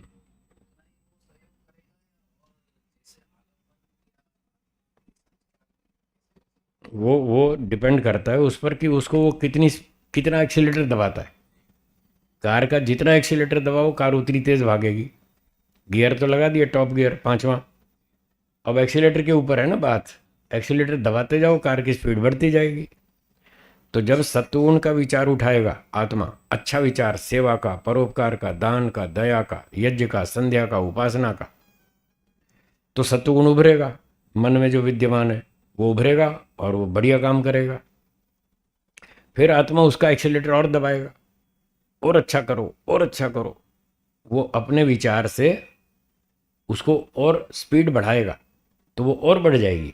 जितनी बढ़ाएगा उतनी बढ़ जाएगी।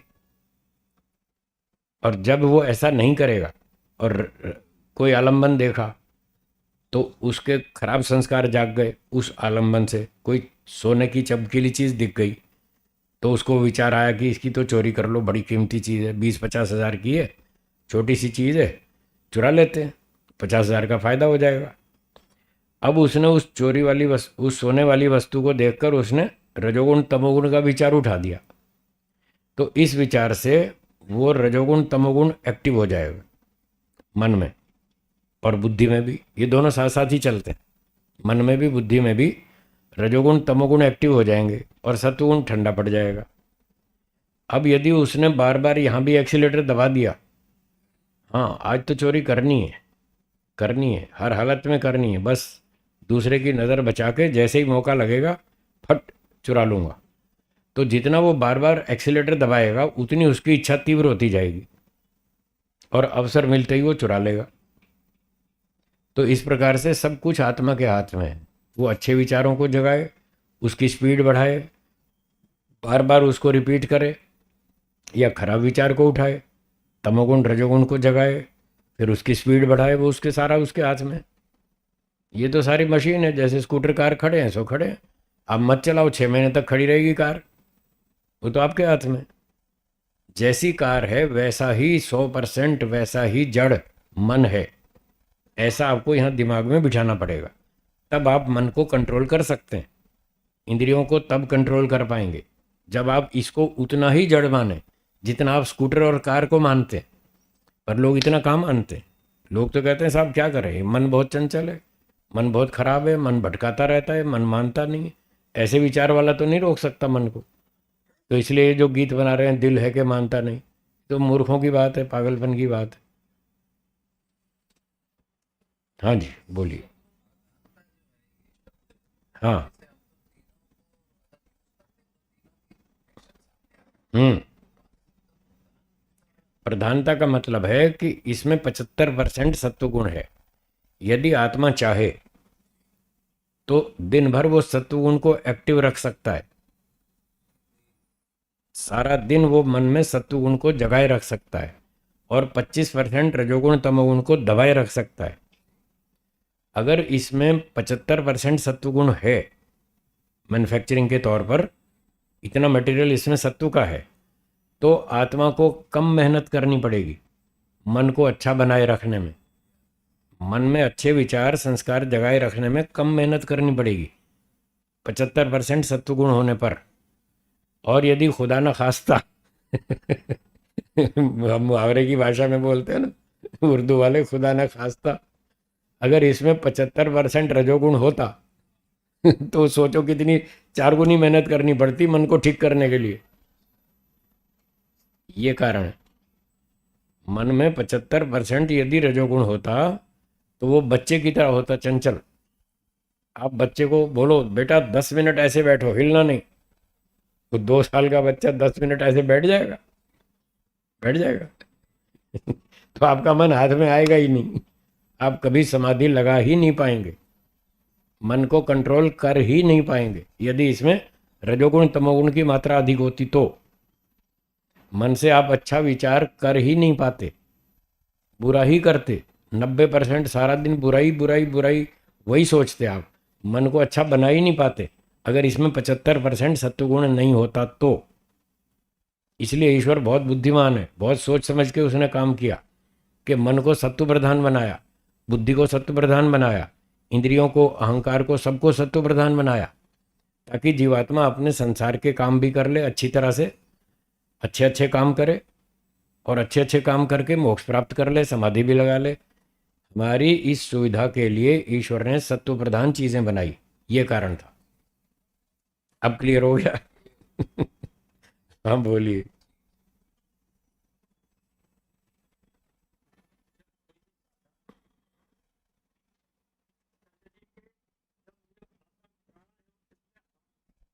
हम्म।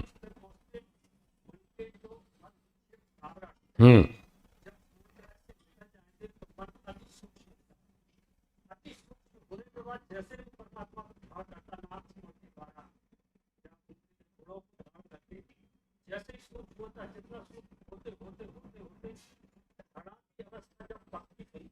हम्म।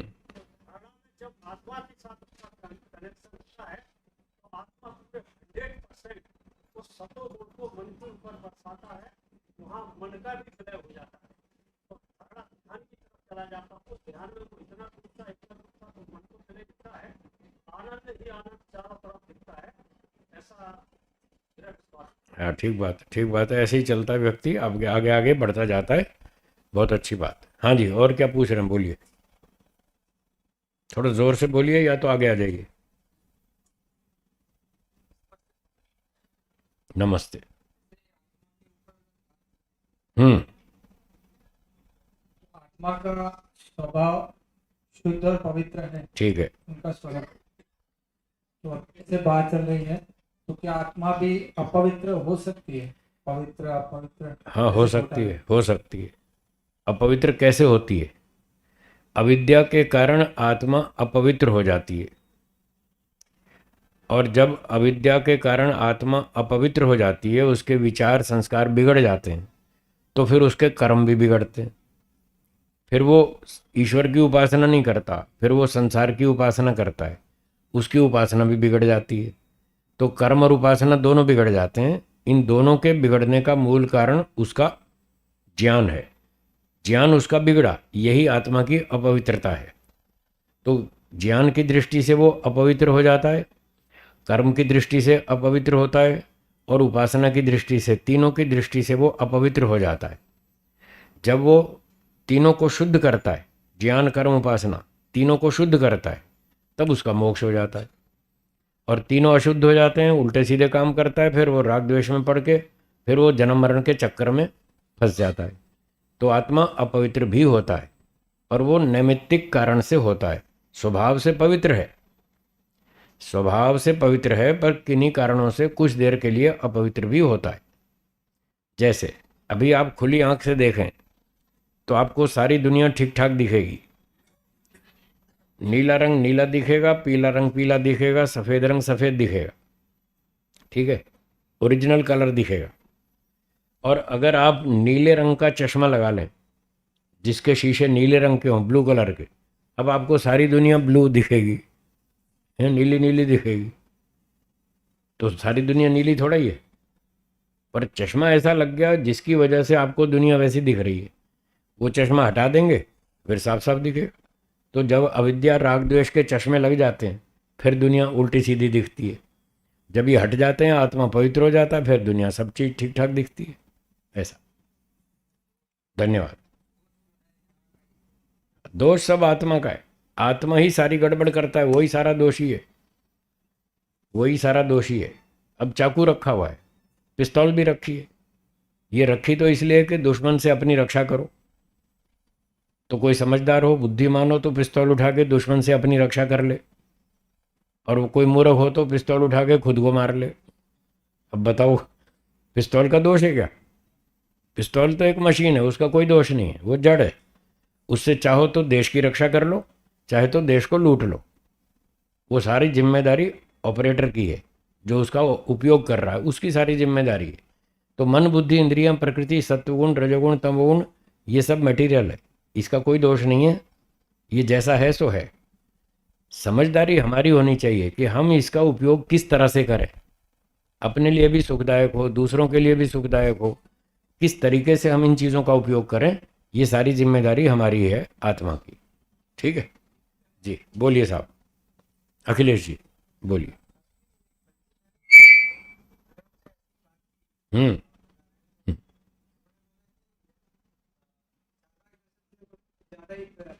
प्रेरित है जी।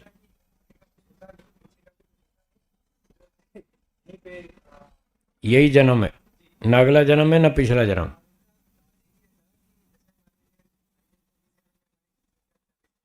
हम्म। हम्म।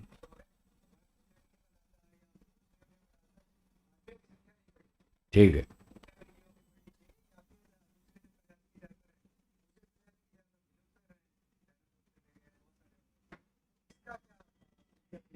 इसका उत्तर ये है, प्रश्न में दोहराता हूँ। इनका प्रश्न है कि कुछ लोग ऐसा कहते हैं, ना कोई अगला जन्म है ना कोई पिछला जन्म है, यही पहला और अंतिम जन्म है, एक ही जन्म है। इसलिए वैदिक धर्मी लोग जो ये कहते हैं कि आप बुरे काम करोगे तो आपको भगवान सुअर, कुत्ता, हाथी, भेड़, बकरी बनाएगा, और अच्छे काम करोगे तो मनुष्य बनाएगा। तो वैदिक धर्मी जो ये कहते हैं उनका कहना गलत है। वो ये कह रहे हैं, अगर ये ठीक होता तो पहले 40 करोड़ जनसंख्या थी, अब 140 करोड़ हो गई, तो इतने मनुष्य क्यों बढ़ गए?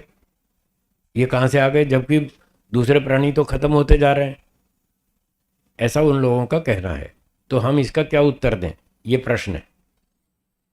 तो इसका उत्तर ये है कि जब आप पूरी कर्मफल व्यवस्था को समझेंगे, समझने की कोशिश करेंगे, तो समझ में आएगा। और अगर आपने मन में पहले ही ठान रखी है कि हमें तो इनकी बात को काटना है, छल से, कपट से, चालाकी से, धोखे से, बेईमानी से, चाहे जैसे काटना है, तो ऐसे व्यक्ति को सत्य समझ में नहीं आता, वो नहीं समझ सकता। अगर कोई मन को शुद्ध करके सच्चाई को जानना चाहे तो हम उसको समझा सकते हैं। अब उत्तर सुनिए, कैसे समझाएंगे। पहली बात यह है, वो ये कह रहे हैं कि मनुष्यों की संख्या बढ़ रही है, ठीक है, और वो कह रहे हैं पशु पक्षियों की कम हो रही है। ये कह रहे हैं ना, अगर पशु पक्षियों की कम हो रही है तो वो जो आत्माएं पिछले जन्म में पशु पक्षियों के शरीर में थी, वो पशु पक्षी मर गए, शरीर तो मर गए, वो आत्माएं कहाँ चली गई? वो आत्माएं कीड़े मकोड़े पशु पक्षी का शरीर छोड़ के मनुष्य शरीर में आ गई, इसलिए यहाँ संख्या बढ़ गई। तो इससे तो पुनर्जन्म की सिद्धि हो रही है, इसमें विरोध तो कुछ भी नहीं हो रहा। उनको समझ में नहीं आई कि वो अपने पक्ष में विरोध में बोल रहे हैं, अपने पक्ष के विरोध में बोल रहे हैं। उधर शरीर मर गए, उनकी आत्माएं मनुष्य शरीर में घुस गई, मतलब ईश्वर ने डाल दी, खुद अपने आप तो नहीं घुसी, ईश्वर ने डाल दी, तो मनुष्यों की शरीर बढ़ गए, तो इससे तो पुनर्जन्म की सिद्धि हुई। तो ये कहना गलत है कि ना कोई अगला जन्म है ना पिछला जन्म है। दूसरी बात, अगर अगला पिछला कोई जन्म नहीं है, यही पहला और अंतिम है, तो हमारा काउंटर क्वेश्चन ये है कि मनुष्य जन्म में जितनी सुविधाएं हैं, क्या कीड़े मकोड़े, हाथी, गधे, घोड़े, बंदर में क्या ऐसी बराबर सुविधाएं हैं या कम अधिक हैं? कम अधिक हैं। तो ये जो कम अधिक सुविधाएं मिली, मनुष्यों को अधिक मिली, बाकी प्राणियों को कम मिली, ये कोई एक्सीडेंटल क्रिएशन है या किसी ने नाप तोल कर दी है सुविधाएं कम अधिक? क्या उत्तर है उनका?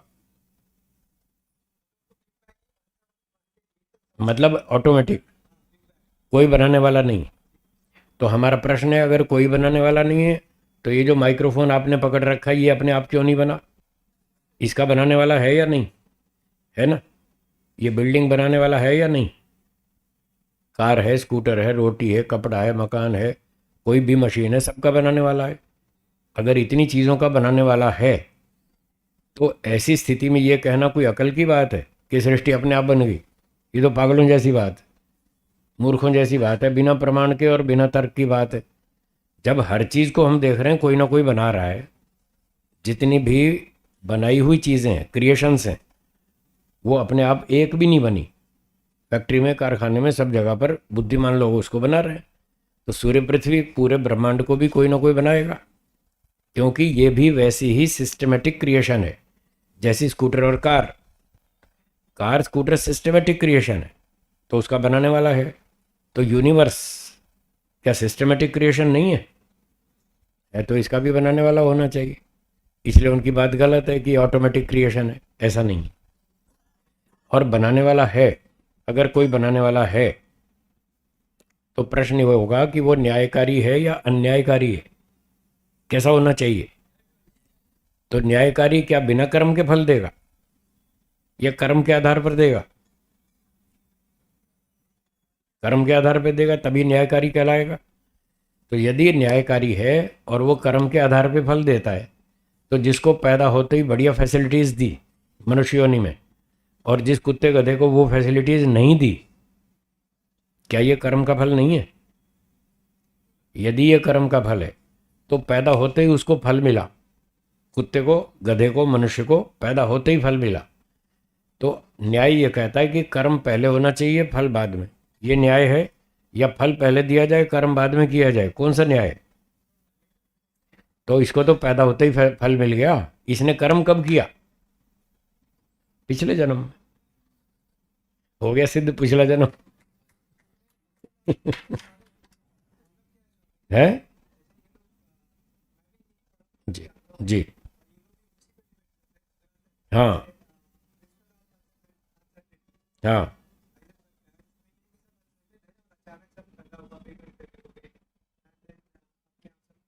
हम्म।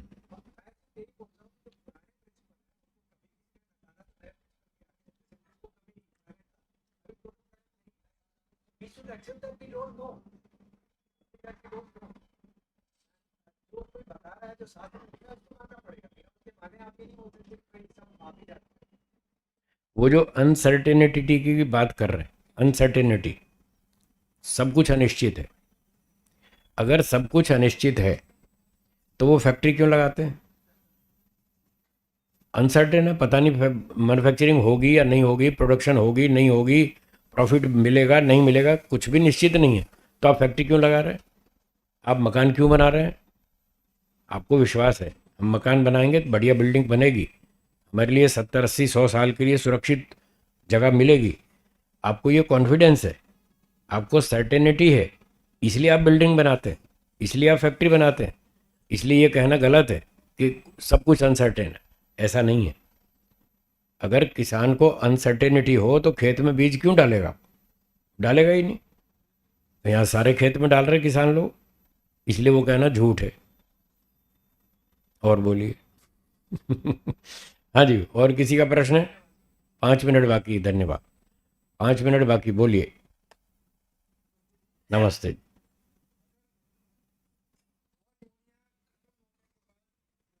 मनुष्य योनि में आती है। हम्म। हम्म। तो एक तो ये बात गलत है कि मनुष्य योनि बार बार नहीं मिलती, ये तो गलत है। वेदों में तो लिखा है बार बार मिलती है। आप अच्छे कर्म करो, बार बार मिलती है। आप हर साल बीज बोते हैं, किसान खेत में हर साल गेहूं का, चने का बीज बोता है, क्या उसको बार बार फसल नहीं मिलती? नहीं, नहीं, नहीं। मनुष्य योनि, पशु पक्षी में कोई हम अच्छे काम करते हैं इस कारण से मनुष्य योनि नहीं मिलती। मनुष्य योनि प्राप्त करने का अलग कारण है। हाँ। हाँ, बढ़ रहा है ना। मैं कह रहा हूं अच्छे कर्म से नहीं होता, मेरी बात पूरी सुनिए, बात काटिए मत, पूरी बात सुनिए। पशु पक्षी अच्छे काम करेंगे तब मनुष्य बनेंगे, ऐसा नहीं है। उसका नियम अलग है, वो सुनिए, बैठ जाइए। एक मनुष्य ने पूरे जीवन में 50% अच्छे कर्म किए, मान लीजिए सपोज, और 50% बुरे किए, इक्वल 50-50। तो हमारे शास्त्र में लिखा है, ये पहला नियम है, अगर अच्छे बुरे कर्म 50-50 हैं तो उसको दोबारा सामान्य मनुष्य का जन्म मिलेगा। सामान्य मनुष्य मतलब 4th क्लास फैमिली में जन्म मिलेगा मनुष्य का, ठीक है, मजदूर चपरासी पट्टे वाला, ऐसे घर में।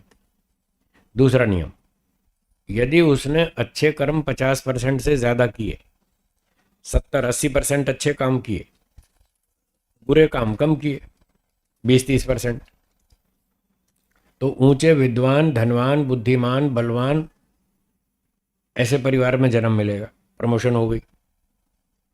तीसरा नियम, यदि कोई मनुष्य बुरे काम अधिक करेगा, 70%, 70% बुरे काम किए और पुण्य किए 30%, ये तीसरा नियम, पुण्य कम किए पाप ज़्यादा किए तो उसको सुअर, कुत्ता, हाथी, बंदर, शेर, भेड़िया ऐसी योनियों में डाल देंगे। तो वो कब तक वहाँ रहेगा? जब तक पहला नियम लागू ना हो। पहला नियम क्या था? पाप और पुण्य इक्वल होना चाहिए।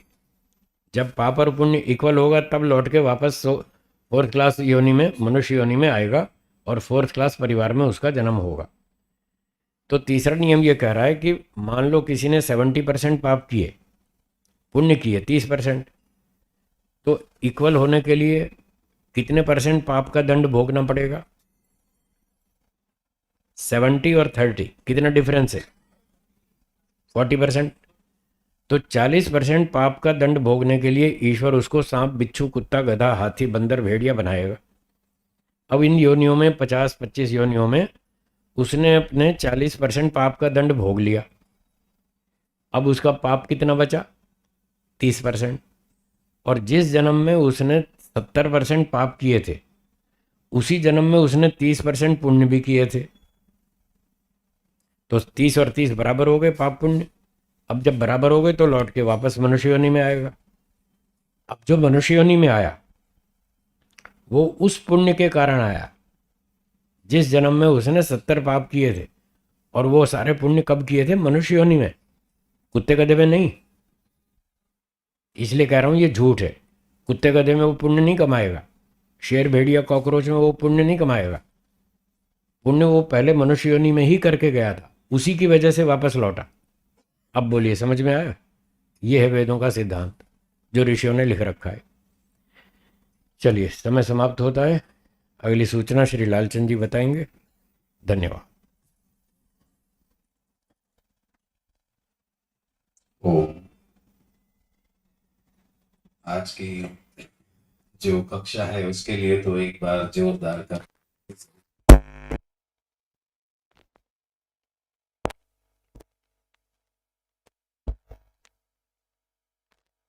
बहुत बहुत महती कृपा है आपकी।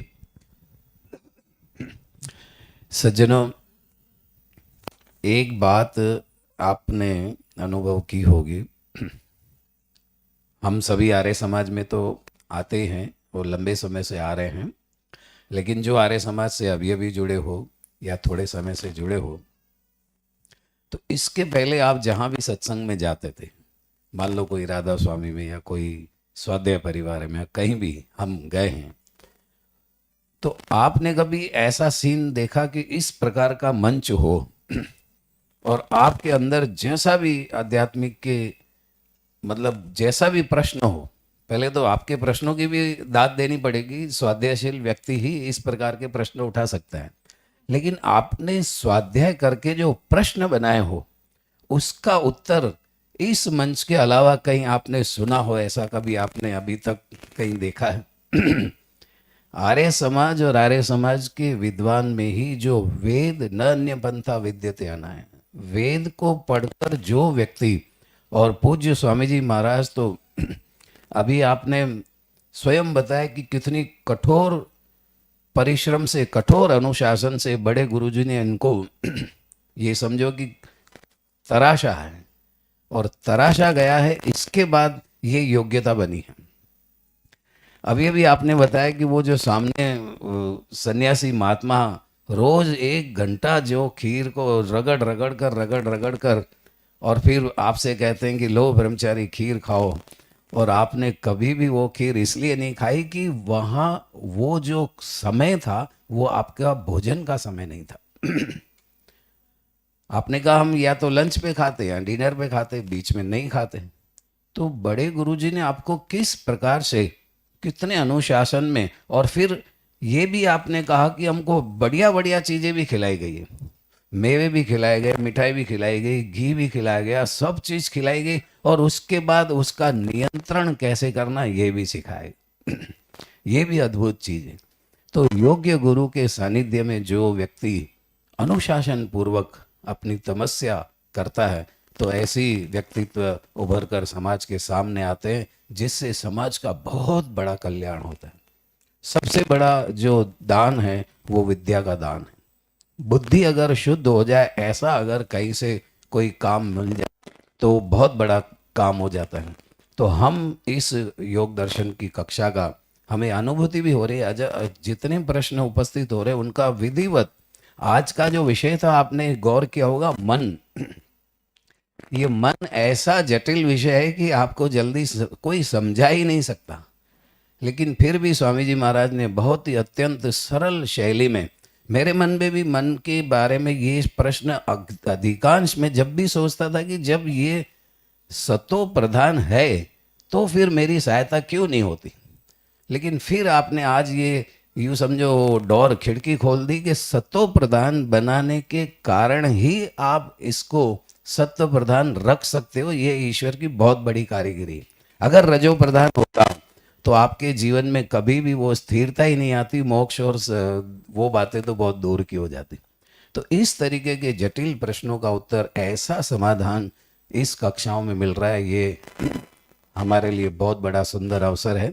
अब हमारे पास सिर्फ कल का दिन और बचा है, आगे का कार्यक्रम जब होगा तब देखेंगे, लेकिन कल का जो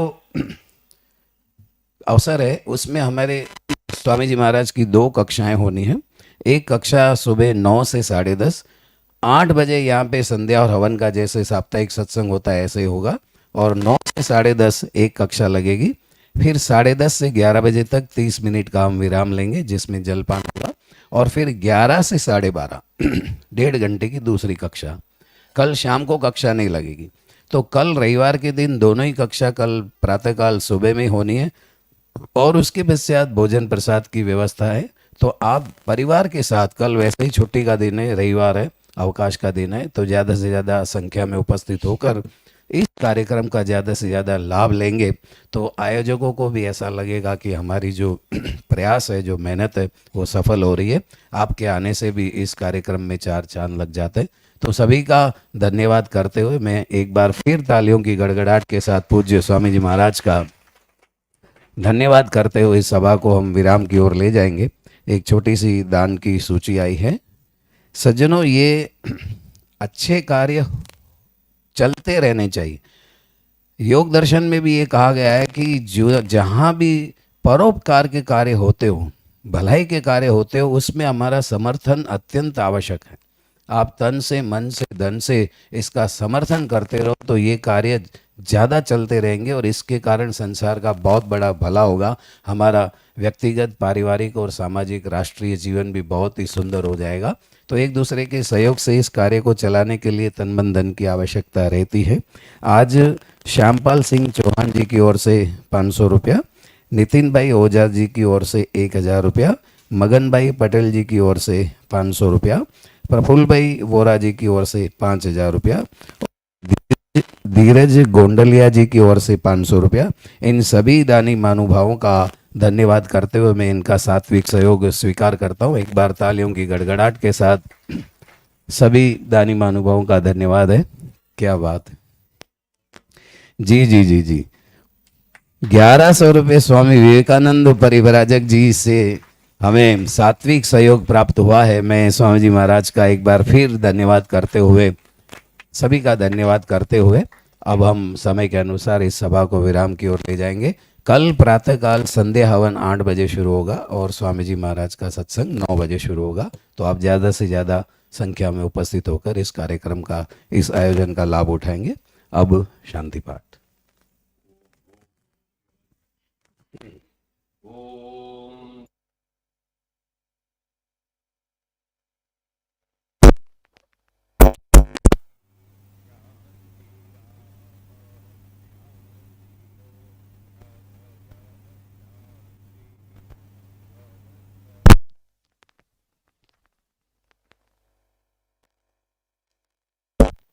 ब्रह्म शांति सर्वं शांति शांतिरेव शांति सामा शांतिरेधि। ओम शांति शांति शांति। सर्वेभ्यो नमः। सबको सादर नमस्ते जी। धन्यवाद।